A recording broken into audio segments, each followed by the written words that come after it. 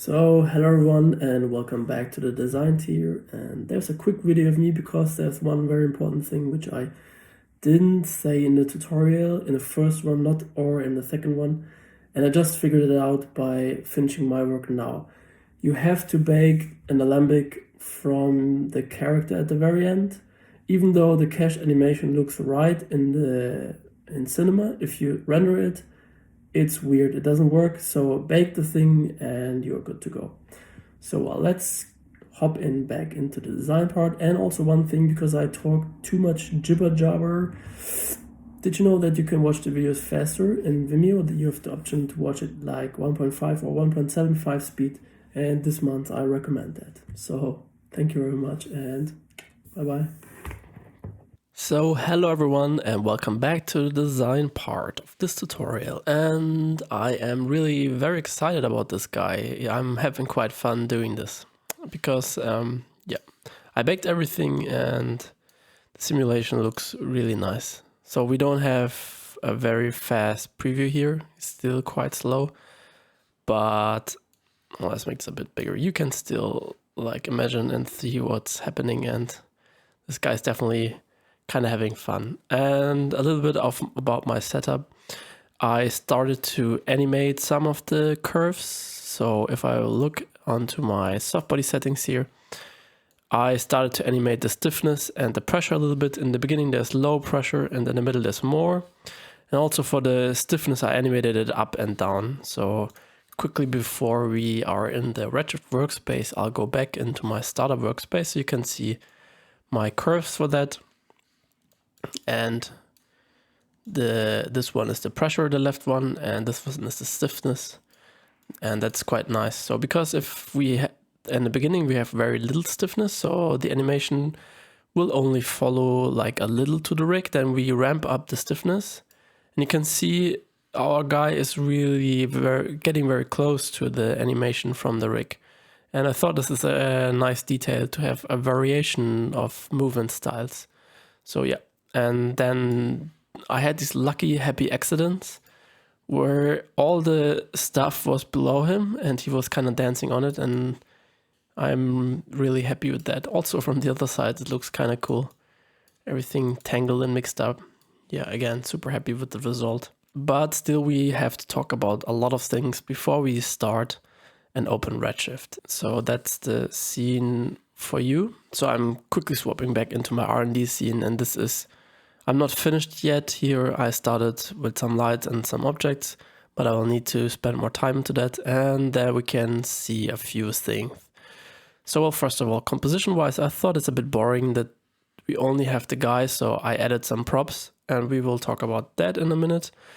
And in addition to that, my original plan kind of failed. I thought this is the back of the guy, but this part of the guy did look way more interesting than the other part, so I had to spin around my rig. And now you can see all the cuts we made, because I thought it's the back.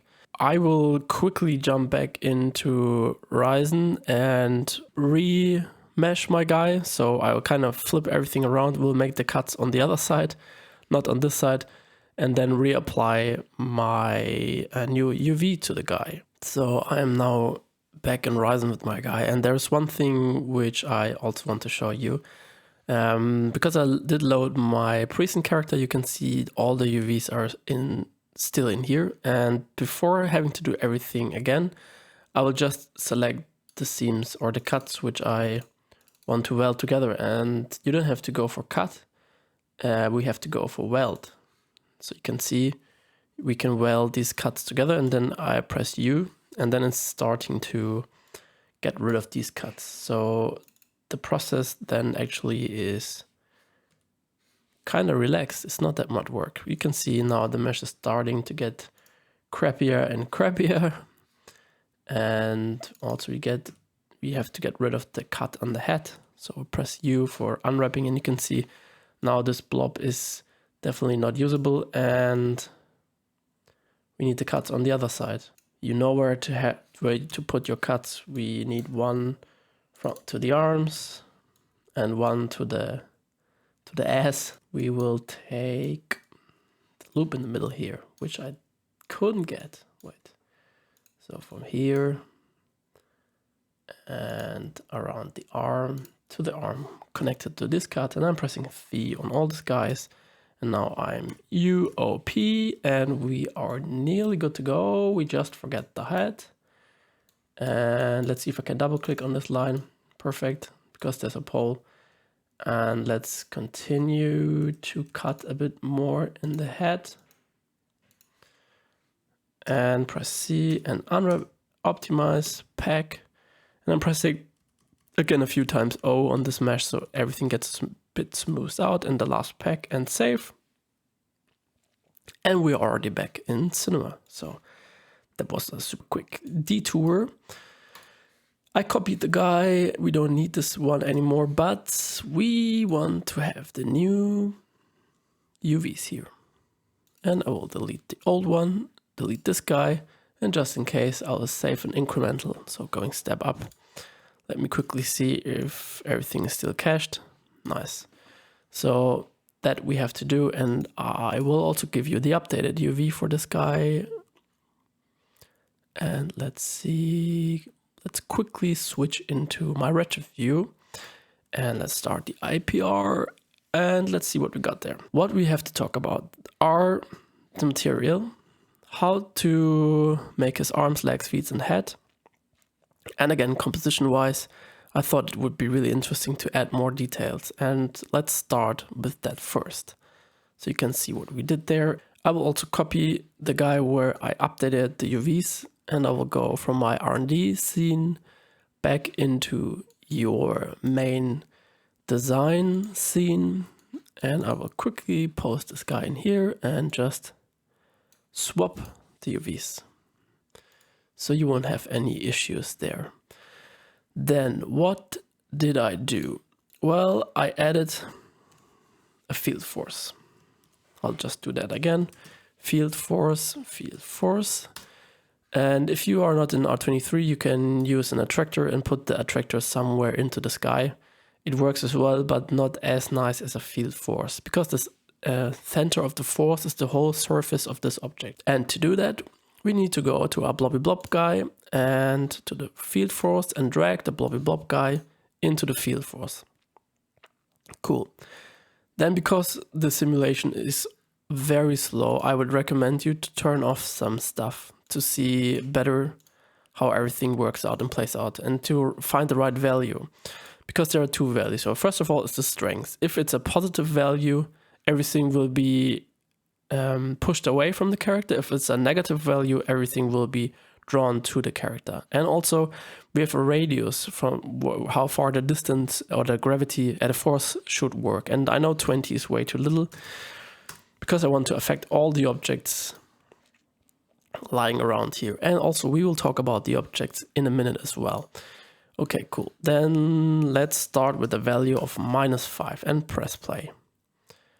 And you can see, well, it's 1.2, 1.7 FPS is not that fast.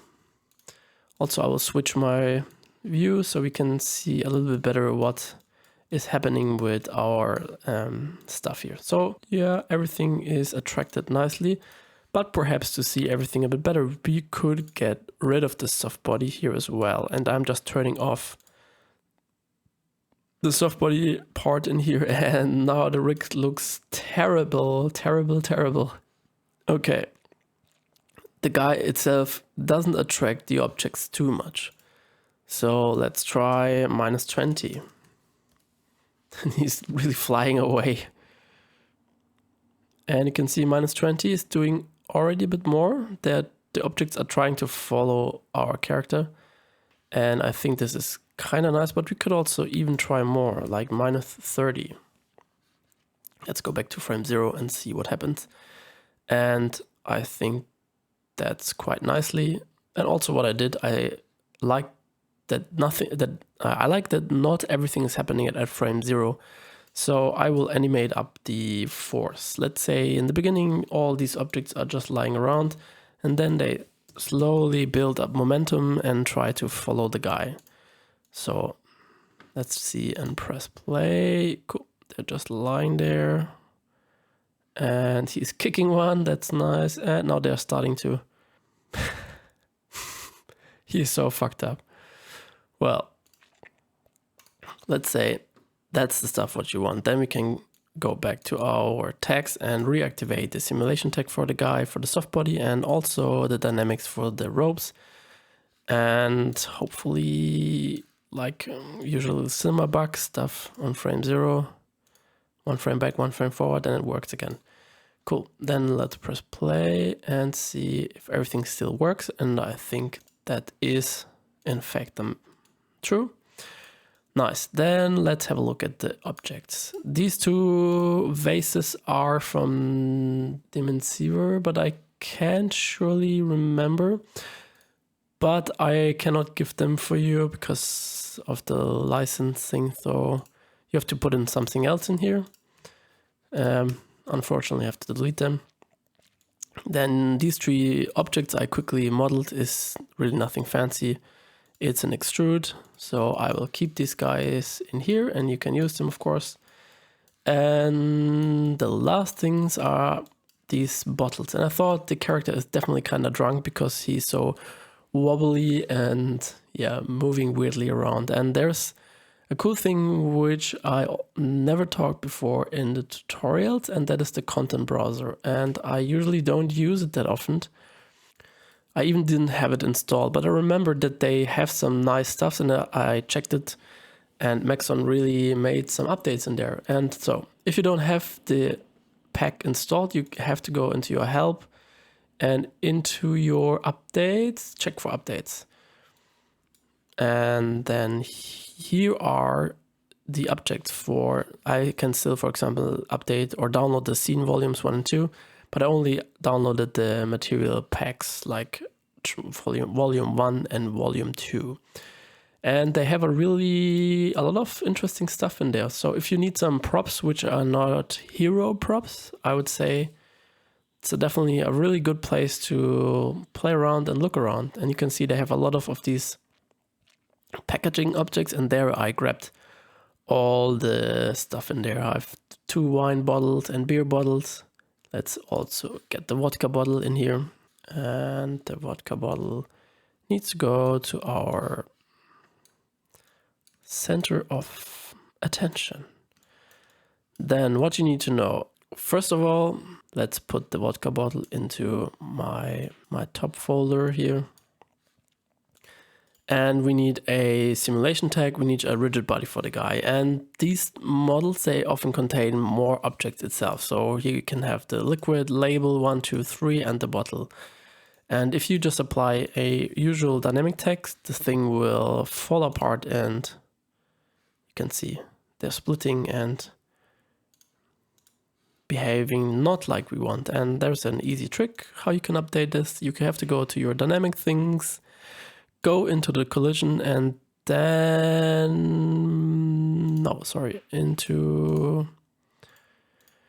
it was correct. Collision in her tag, and then we have to switch to compound collision shape.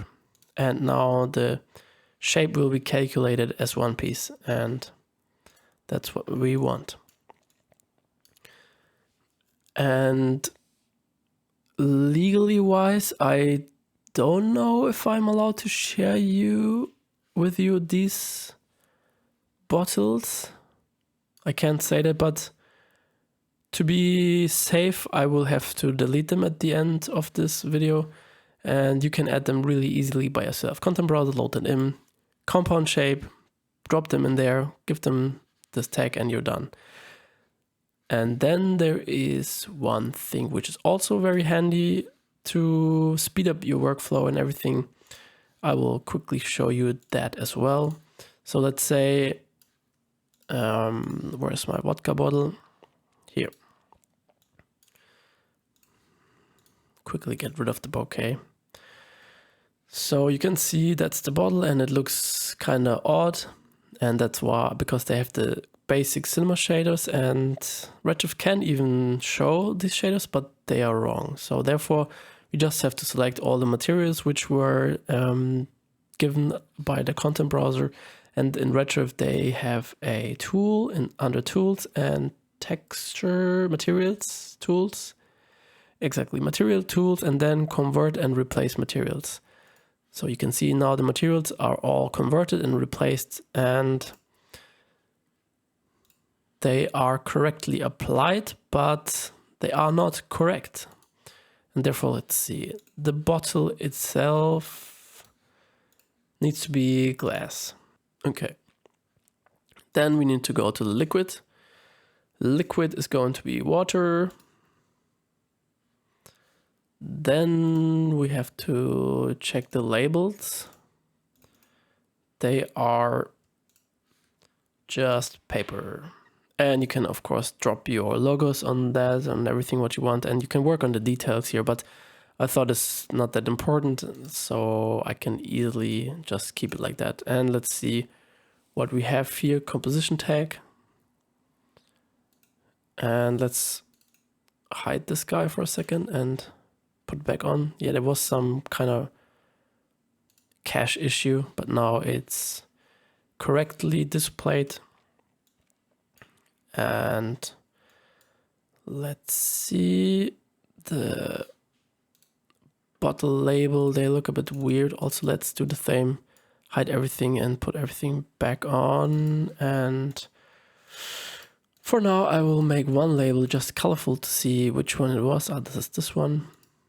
And yeah, again, would be nice to drop in some logos in there, but I won't bother here too much. So you know the process to convert these guys. And then what else do we need? I would say for the ropes, you can definitely watch an old tutorial. Again, it would be super nice to add some text in here and like work your details. Overall, it's really important to give as many details as you can to your rendering so it looks more interesting and yeah, interesting and nice. Then let's focus onto our character, and therefore I will stay at frame 0 and quickly switch back to my normal working view because it's easier. And now there are many ways to, I want to talk about the texture for this guy, and there are many ways to apply different materials to this guy, but I'll go with a kind of an easy one, which is very, yeah, you'll see. I'll go into my polygon selection, select everything, and then I'll go for set vertex weight, and I want 0 weight. And now I will just paint. Wait, I have to delete the vertex map, which I already did. So then you just have to paint the areas which you want to affect. And I thought it would be nice to have a different material on the head. I'm still in smoothing, that's why it didn't work. You have to be on add. And I thought it would be nice to have the arms in a bit of a different material and also the legs. And we need to paint from both sides. So painting the arm and the head, fixing up some details here. But anyway, you don't have to be so careful with this because we will smooth it out anyway in a bit. But yeah, why not draw some from down here? And yeah, that's cool. Nice. Then what we want to do, I want to smooth out my vertex map a little bit, and that's why I had the smoothing still on here. So you have to switch from add to smooth, and then I'll apply. And 2 or 3 or 4. Yeah, 4 times of smoothing. That's nice. And that we will use that to blend 2 different materials together. And therefore, let's switch back into my Redshift view, going for the IPR. So let's create a material from scratch. And you can see I've already applied some lights. It has a very strong light from the back and the right side, and the rest is quite dark. And I would say for creating the material now, I will increase my exposure. So the whole frame will be really bright. And that helps me with my decision on the material. And later on, I will drop down the strength of the HDRI again. Cool. Let's try to go quickly here. And I will start with 2 materials and a material blender. And that's like the super rough concept we want to go here, and the easiest one. So first one is going to be material 1, and the second one is going to be at the layer color. And then we need to add ourselves a C4D vertex map. And we have to go to our character and select the vertex map and drop and drag it into this vertex map field. And then in addition to that, we need to add a ramp to everything. Connect the vertex map to the ramp, and I'm pressing C to preview. And yep, that's exactly what I want. And now I can connect that into my layer blend color. And if I now connect these two materials to the output, we have 2 times the same material, and that's why I will make one red. Cool. And now you can, for example, adjust the sharpness of the edge again with the ramp. If you increase the strength of the ramp, there will be kind of less blurry edges. If you put it all back the way, it's more blurry. And I increase the contrast a little bit. I think it's nice. Then to be able to give you this material, which would be really nice, I will use only my materials from the texture pack from last year. And I was already looking for one. And this is this cloth-like small dots guy. And I think he was kind of nicey. So let's start with a diffuse. And overall, I like to put everything in a color correction node, so we are able to adjust the look of everything. So connect it into the diffuse. And first of all, also, I want to focus really only on this material now. And therefore also I will switch to my front camera and see everything from close. So again, now you can see we have a really nice UV layout. I don't see any cuts here anymore from the beginning. And well, let's collect everything and scale it down. I think our scaling isn't correct, it's too big. So yep, it's all very white, so it's hard to see for you, but I think that's nice. And we can even go smaller, and this is also a thing which I'm telling everyone, which is a really nice trick. When you think the material is right, make it 10% smaller. Because if you look around into your normal environment and I don't know, look at your desk or your, I don't know, speaker and try to see the roughness and scratches and imperfection. And if you really look careful, of course there are a lot, but they are not that obvious as you think. So many people in 3D are over exposing these effects. They use too much roughness contrast and too much bump and too much noisy, scratchy imperfections. So that's why I intend to make it a bit smaller and a little bit less contrasty. Cool, but with a scale of 2.5, I think we are set really nice. Let's put that into the reflection roughness. And this guy is really very rough. And the color correction also about that, I think I want a bit of a different color here. Let's just switch the hue a little bit into a, what do you want? I had a reddish character in my previous design, and I'll increase the saturation, and perhaps I'll drop a little bit of the gamma so the character is a bit darker. And yeah, that's nice. Then to continue a little bit into the look from the guy before, I used a noise. So I used a Maxo noise, and later on I was blending everything together with a color layer. And let's say our base, the color correction is the base, and the noise is gonna be the layer color 1, and I connect them together and put them to the output. And I want to add the materials, and the color layer should, the noise should get some colors. And let's say orange and purple. And I want more contrast, and the scale can be bigger. And perhaps that is already what we are looking for. Let's see how this looks if we connect that to the diffuse.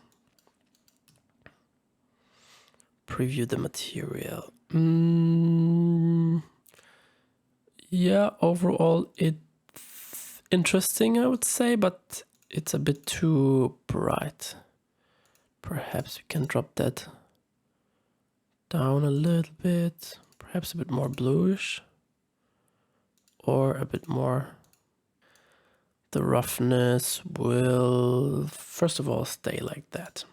Cool. Then we need the bump. And we definitely need a bump blender and a bump map. And because this is a normal, we need to enable the override and then connect the normal material into the bump material and connect texture in the bump material. We want to have a normal, then connect the normal to the bump blender, and the bump blender goes into our material overall bump input. And yeah, I try to go quickly, but my mouse is always clicking to the wrong side because, yeah, I don't know.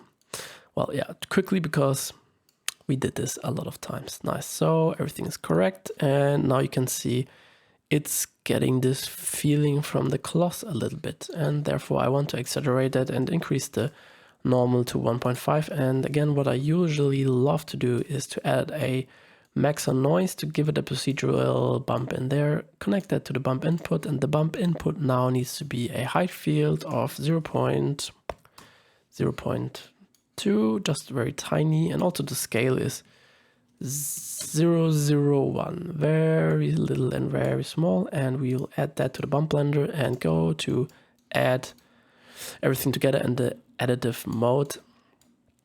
Cool. So we have a bit of procedural breakup in this material. Then let's see where we will continue. Well, first of all, press save, and then I'll go Shift C, and I'll go this time for an subsurface scattering material. So if you type SSSS, there you get the material with a lot of nice presets, and we will remove this guy and go with that. Well, first of all, also I want the same bump map into the scattered material, so therefore I'll go connect that with the input. And this time I will only want to preview the scatter material, and the scale of everything is definitely totally off. It's way too big. Let's start to drop the values, and first of all, they have a lot of nice presets, so let's try out different versions. For example, I think the marble white preset was already kind of nice, and now we can play around with the scale. The smaller the number, the only the edges will be affected by the scattering. And the bigger the number, like the whole object is going to be affected. And I think you can see this the best if we only turn on our rim light and, like for now, really crank up the power, 5. Okay. You can see everything. And I think the scale is too big. 10 is more something reasonable. Yeah, I would say this looks really nice. And then let's turn back on every other light. And let's reduce the rim again.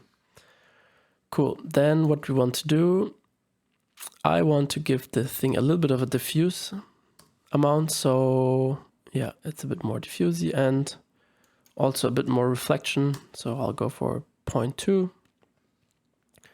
And overall, that's already everything I want to do with this material. I will leave it quite basic. Then I can go back into my material blender and see for now what I'm doing there. This looks nice, but I think we have too much white going on in the vertex map. So let's change the ramp, and it's gone. Oh, that's odd. Yeah, we killed it. Nice. Okay, let's try to reload it and see if we are back. Yep. And I want to push out a little bit more from the scattered material. So only the head is scattered and only the arms. And this kind of, it feels like pants are going down a bit more. And I think that is definitely better. Then also I would say we need to increase the contrast between the two materials, and therefore this material is too bright. Okay, let's go back here and let's see what we can do with our noise. Perhaps we want to try also a different noise, and let's go with wavy turbulence. Yep, I think this definitely is gonna make it more interesting. Yeah, perhaps 2.5. Cool, nice, interesting. Then let's have a look on the colors. I already like the orange, but let's see about the purple part, if we can like click around and see if we'll find a color which would fit better. And let's see let's go only gray. Yeah, gray is also kind of nice. It reminds me like this hippie t-shirts, the batik worn out ones. And yeah, I would say why not? Let's play around a little bit less, more with the colors here. Nope, orange was definitely better. That's cool so far. Then let's have a look at the displacement. And I'm pressing C to preview the material, and you can see that's definitely interesting. We have these lines. So what I did, which you didn't see, I added a redshift tag, and I have the geometry override on, and I don't have yet the displacement. I will activate this as well. And just to give you an idea, I have minimum lengths of 0 and 3 subdivisions. Nice. Cool. Then let's quickly add a displacement, and I think I will also work with a displacement blender, and I want to have another displacement because I think it's interesting to blend different things together. Well, first of all, let's only see how the displacement looks onto our object. And let's zoom in a little bit more. Cool. And now you're wondering why it looks so weird, and I can tell you that because we scaled everything down to 2.5. You can see 2.5, and our displacement is still lying around with 1 of the scale. So let's scale this guy also down to 2.5, and yep, this looks very interesting. And the displacement, we need to change the range a bit, so not everything is extruded too much, but you will have to cache everything and then see what works best with you, especially with the ropes, that they won't get lost in there. And also I want to increase the strength of the displacement because I think it's kind of nice to get this cloth-like feeling of the object. Anyway, it's getting more and more of this kind of a t-shirt. But let's see. How can we make that more interesting and emphasize the different parts of that? And therefore I would say therefore I will give me another ramp, and I want to add the Maxo noise, which we already created for the pattern. That guy can then also be connected to our displacement. And let's first of all only see what this material is doing without the cloth displacement. And you can see here something is happening, but we will need to definitely have a minus 0.5 to 0.5 value. And we can also increase the blend at the displacement, and let's also increase the contrast. So we get these super interesting shapes, and I think it's too strong. Let's go back to 1, and let's connect these two together. So my base displacement and my layer 1 displacement from the noise, connect that to the displacement, and yep, looks really interesting.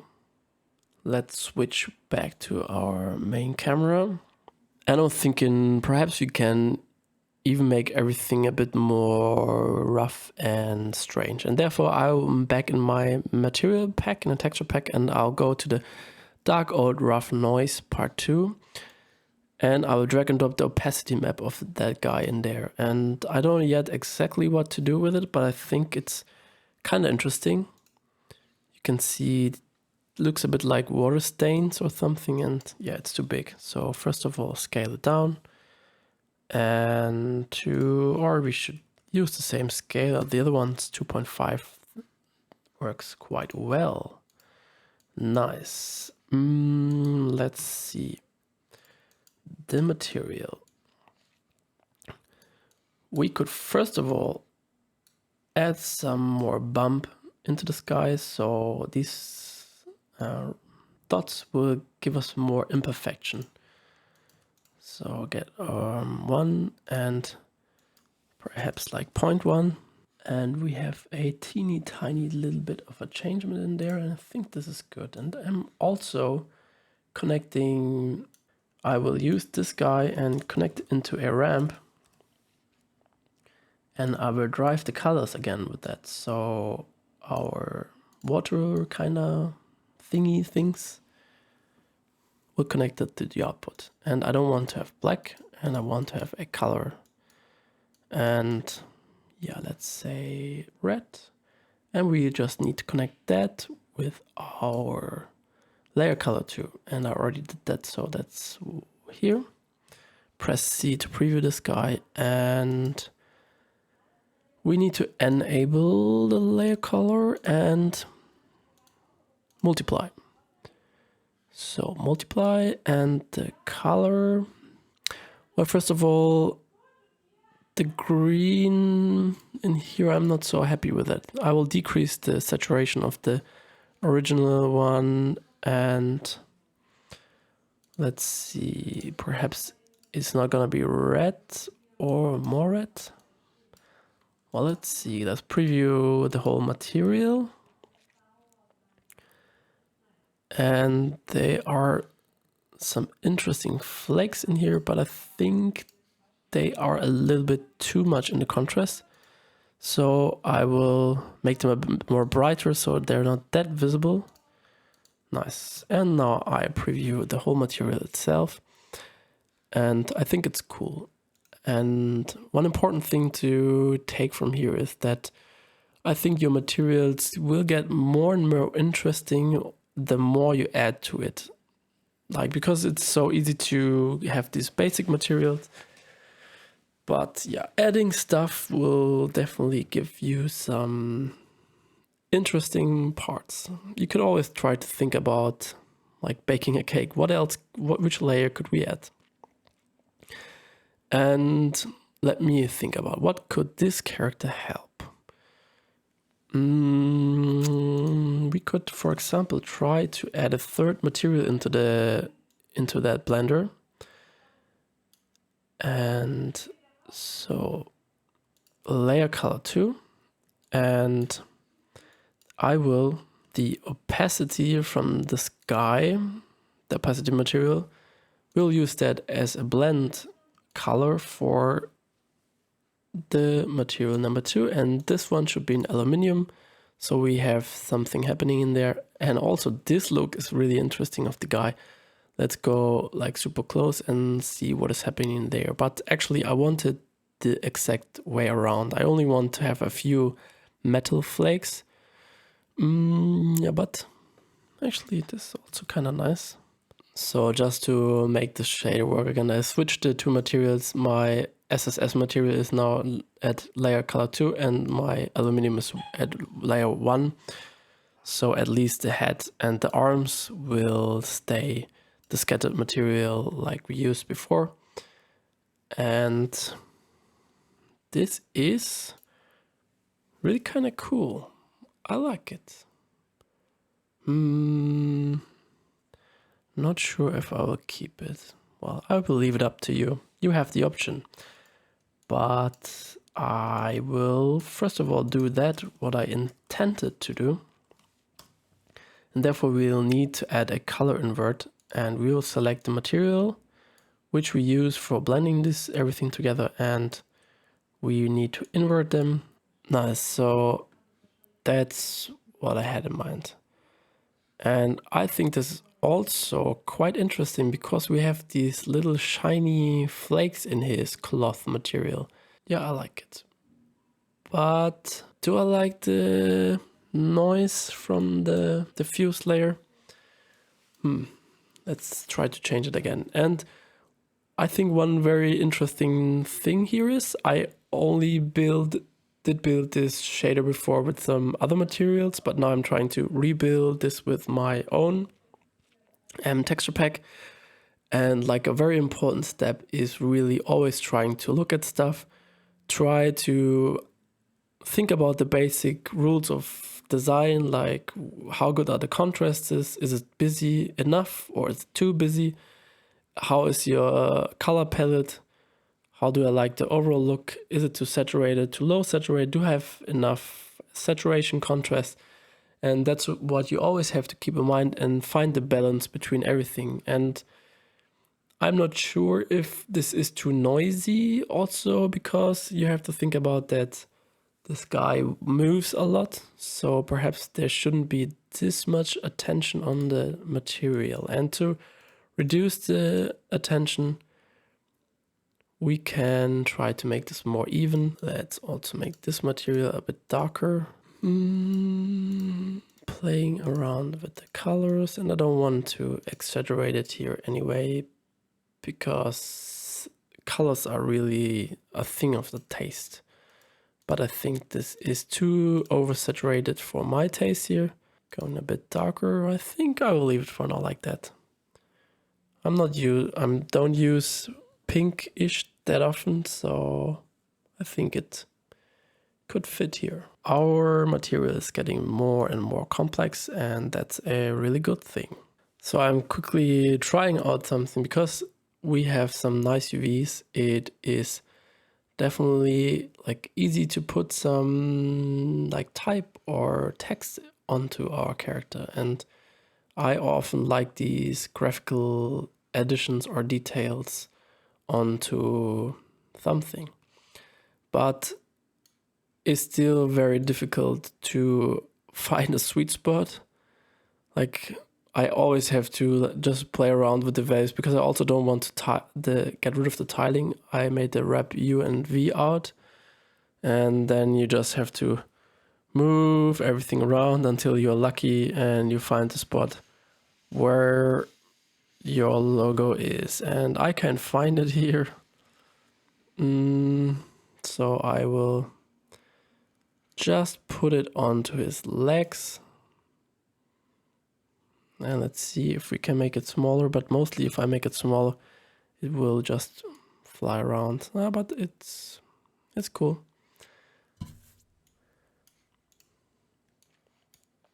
So connect this material to the output, and we'll create a final material and connect the material to layer tree.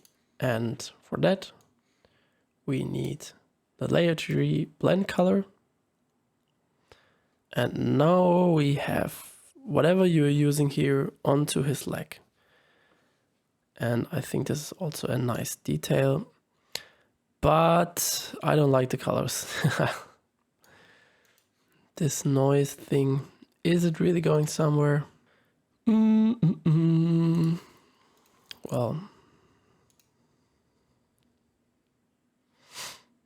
I think the logo thing is kind of nice.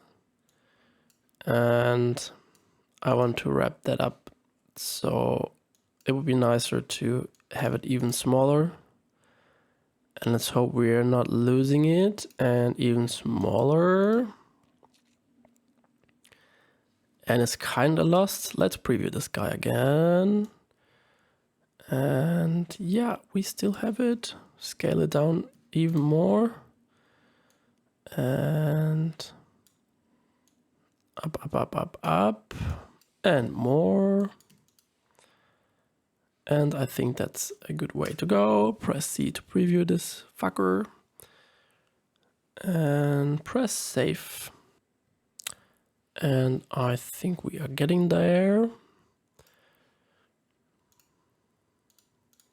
Let's quickly select the background and see how everything changes if we swap the colors. make it a bit more intense. Oh, that was not correct. So I wasn't in the color itself. This is my material where I blend two different materials together, like a normal one and an incandescent. So the background will stay the same. And I used a gradient for this guy, but let's say I don't want a gradient this time. And we have to use more of the incandescent material. And I think green could work as well. So therefore our diffuse should be also like greenish and way too saturated. Still way too saturated. And it sucks. Yeah, I will go back to the gradient pale background, and I really have to say today I'm not that strong with colors. This happens. Sometimes I feel like I can easily find something nice, and sometimes I'm clicking around and trying around and I can't find the solution. I'm sitting really hours and hours, and yeah, I'm getting like a bad mood because I can't decide. Because yeah, you have to just make so many decisions every day from being a designer that sometimes it runs good and sometimes not.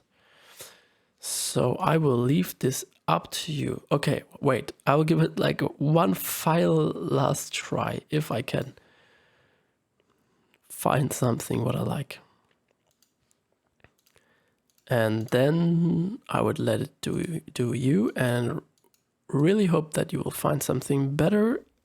And I want you to send me your work, because I think the setup is really amazing. It's so much fun to play around with, and yeah, I think it's a good time to wrap up.